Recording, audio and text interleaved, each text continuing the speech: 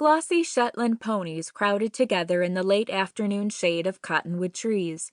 Standing head to tail, they whisked breezes over each other's faces as if nothing were wrong.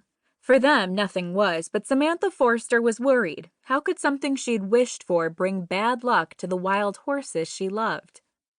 The early September sun sizzled against Sam's back. Summer hadn't ended just because it was the first day of school. She glanced toward the mansion sitting atop the man-made hill overlooking Gold Dust Ranch. The oversized house was air-conditioned, and after the long walk from the school bus stop to visit her best friend, that refrigerated air would feel wonderful. But her best friend lived in the foreman's house, not the mansion. Sam knew she was more likely to receive an invitation from the ponies to share their irrigated emerald pasture than one into Link Slocum's giant pillared house. She'd worn a knit shirt Graham had called Adobe Red and a denim skirt because Graham and Brianna, her stepmother, had ganged up on her until she'd accepted their claim that she only had one chance to make a good impression on her teachers during this first week of school. But the shirt was too warm for the sunny afternoon, especially when she was carrying 2 sets of books. Fretting over the temperature made a nice change from replaying last night's phone call. Forget about the heat and the phone call, Sam told herself as she knocked at the front door of the small foreman's house near Gold Dust Ranch's front gates, but she couldn't.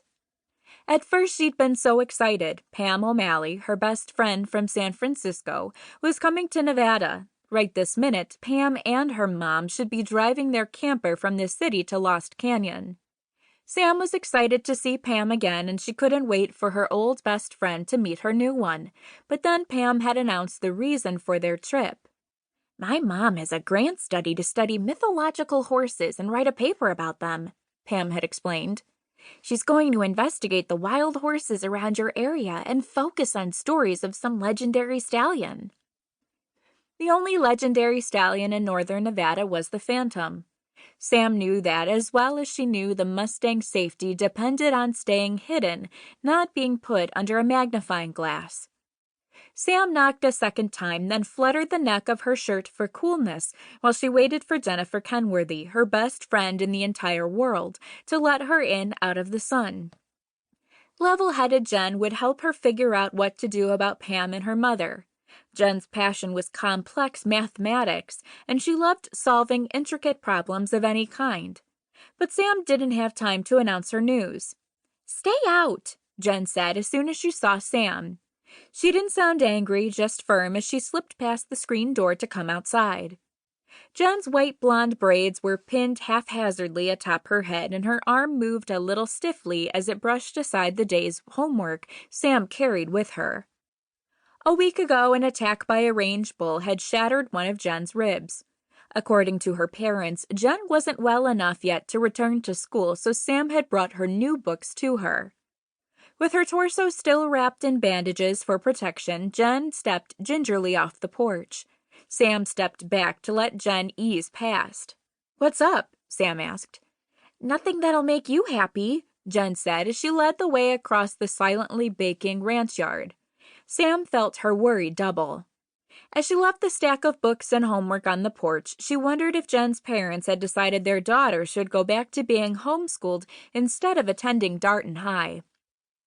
"No," a silent voice wailed in Sam's head, but she just crossed her fingers and hoped not. Since Jen's accident, the idea had been under discussion. The last Sam had heard, though, Jen's parents were still locked in disagreement. "Come on," Jen said, looking back over her shoulder. "I want you to look at something." With a sigh of relief, Sam followed. You couldn't look at a decision. As she fell into step beside her friend, Sam almost blurted out her worries over Pam, but she knew she should be considerate first. "How does your rib feel?" Sam asked.